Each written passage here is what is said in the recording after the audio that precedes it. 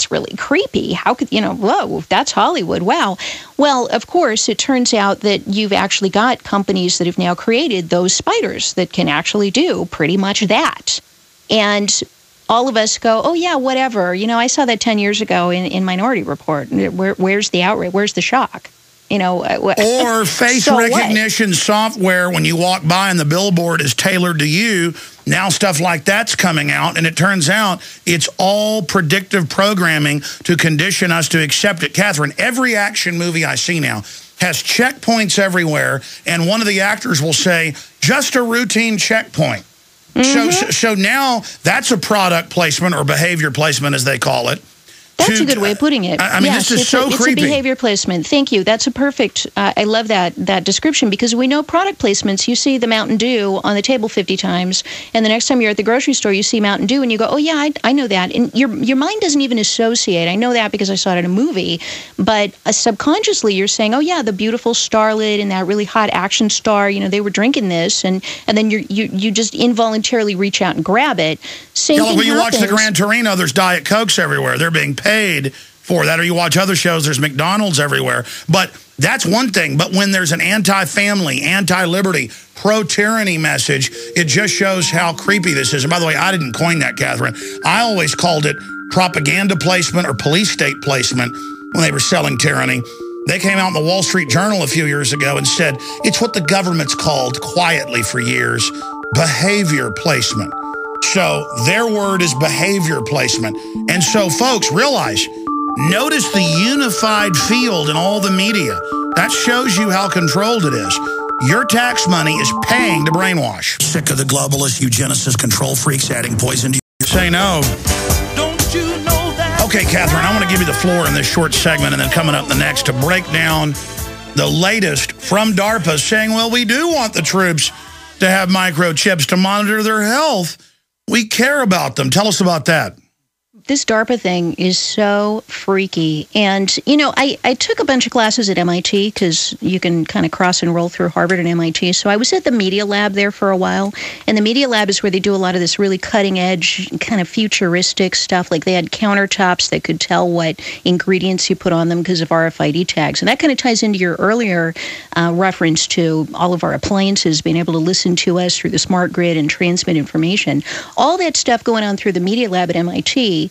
And this whole thing with Minority Report, it was interesting, but Beth Givens from the Privacy Rights Clearinghouse actually talked to those guys. We interviewed her for our book Spy Chips, and she said that the folks who put together the movie Minority Report actually interviewed people doing defense research and people working at MIT to come up with all of those topics and all those themes. So it's all part of a big picture of military, industrial, academic, corporate research happening behind the scenes, and then somehow funneling its way in to these Hollywood movies to give you this futuristic view.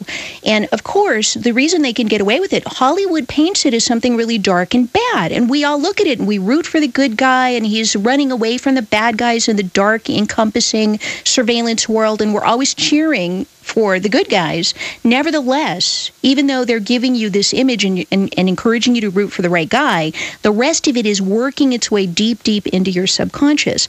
Now, this thing about DARPA, I don't know to what extent this is vaporware.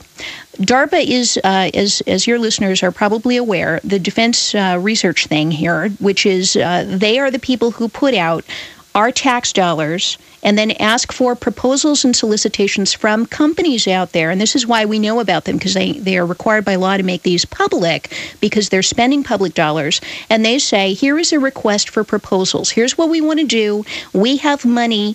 Companies out there, submit back to us. Give it your best shot. Tell us how you could pull this off. And then we will pay you and give you the contract. And then you develop it. And at that point, it becomes top secret and nobody hears about it. But during this solicitation process, if people want to check this out, they can go to DARPA.mil.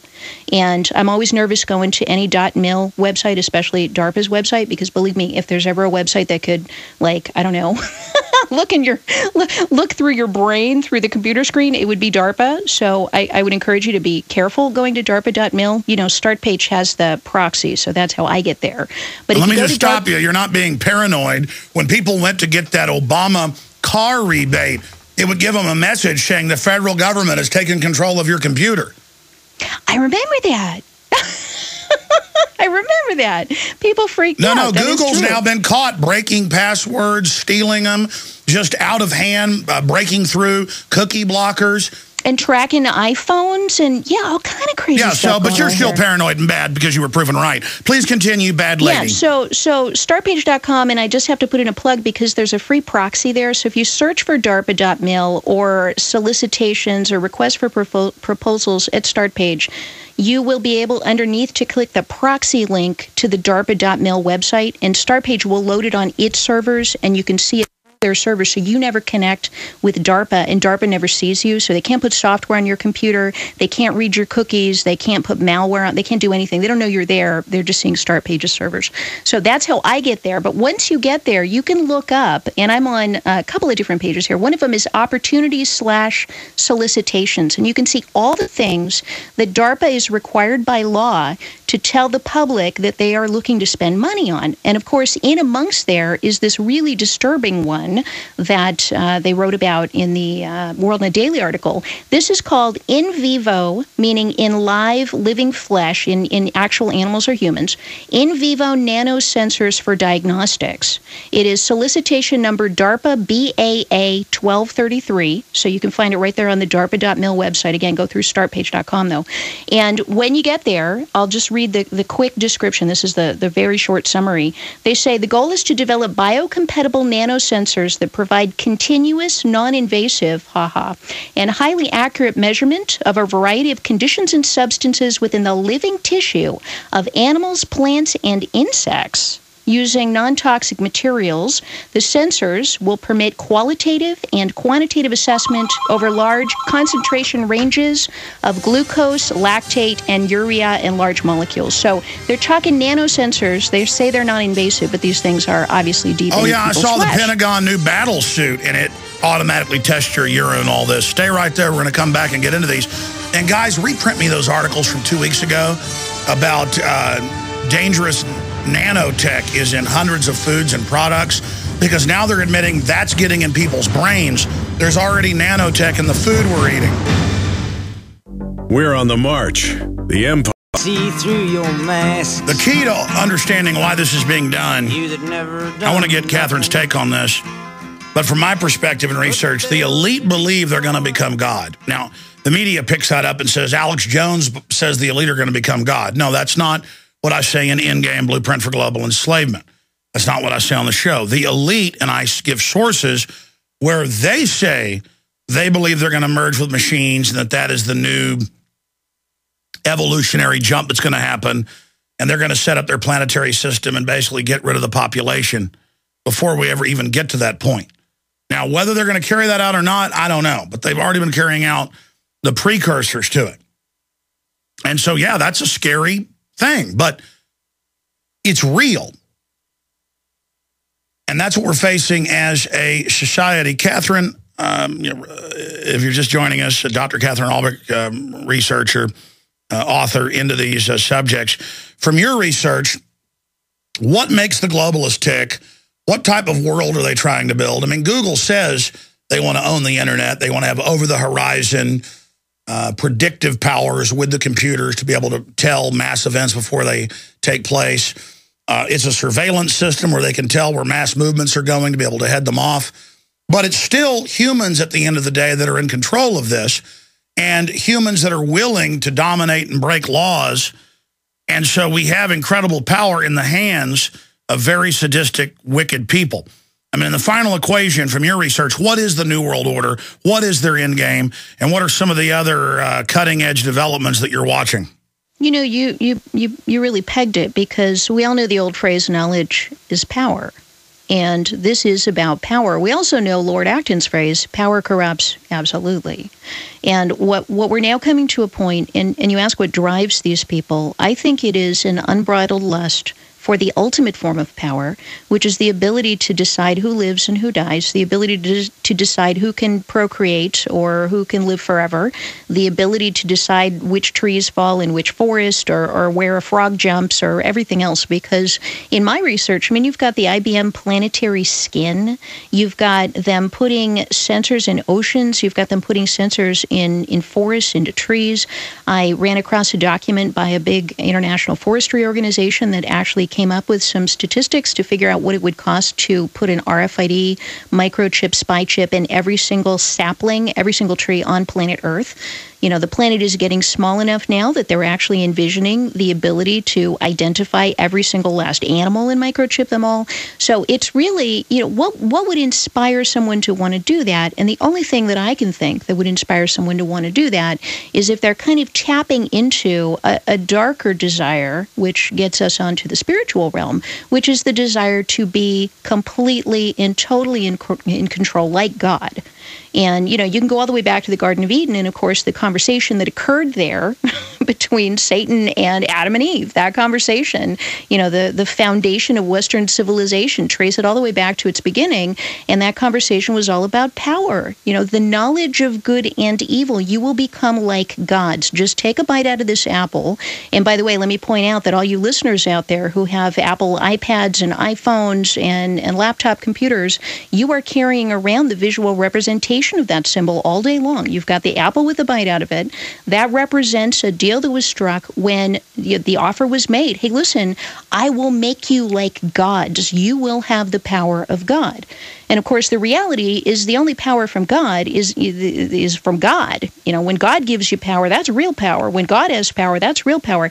But when you get into this technological, twisted, dark stuff, it always, always, always comes with a price. And, in fact, we opened Spy Chips with a quote by C.P. Snow from the New York Times. This is back in the 1970s. And he said, technology is a queer gift. It gives you great gifts with one hand and stabs you in the back with the other. And I can think of no technology. I've been reading all these books about the Luddites and about the 1800s and the implementation of all these technologies and where they all got their start. And all of them have come with this huge downside. And ultimately, that downside is going to be the destruction of our entire planet. Look at what's going on over in Fukushima. Look at what happened in Hiroshima. And by the way, I have more articles. Speaking of that, Fukushima reactor number 4, vulnerable to catastrophic collapse, could unleash 85 times the cesium-137 radiation of Chernobyl. And the Japanese government even admits that. The Pentagon says it's a national security threat, but they just had the EPA and FDA raise the level and say that higher levels of radiation is now just safe. Again, they could care less about real environmental crises. They're telling us humans are evil because of carbon dioxide, but reactors blowing up, that's not a problem. Yeah, isn't that crazy? And yeah, they will keep moving the bar, and that's what's happening. You keep moving the bar further and further out as to what's acceptable, what's tolerable, what we'll put up with. And this is one of the things that I said to Bob Unruh when he interviewed me from WorldNet Daily. He said, listen, they're not going to come one day with tanks and guns, and maybe they will, but believe me, it's not going to happen until people are really softened up for it, and say, hey, get a microchip. It's going to be little by little, and you're going to have, kids 15, 18 years old going, cool, you mean if I have a microchip implant, then I can just ask questions and my Google goggles will just give me the answer. No, exactly. Right there, that's what the Pentagon said decades ago, as you know, is that they would entice people. DARPA said people will basically end up begging for all of this, and then the final pockets of Luddites, of Amish, of people like that are already being harassed, it'll be, well, they weren't giving them training or they weren't giving them access to all this, and then they'll come and be picked up for other reasons. They always phase it in, like the TSA, like everything else. You know, I talk about on my radio show a lot, Alex, that there's an 80% cutoff, that once you've got 80% of the population doing anything, fill in the blank, whatever it is, then you can force the other 20% to get on board.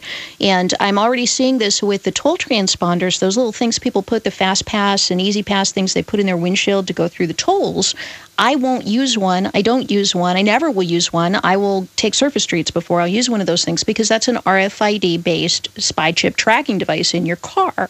However, now that they've got 80% of people on board in many communities around the country, now they're moving to make those mandatory where you can't even pay cash. There's no option of paying cash. Same thing is true with all of these different technologies. Once 80% of people have smartphones, there's going to be a requirement, just like a social security number.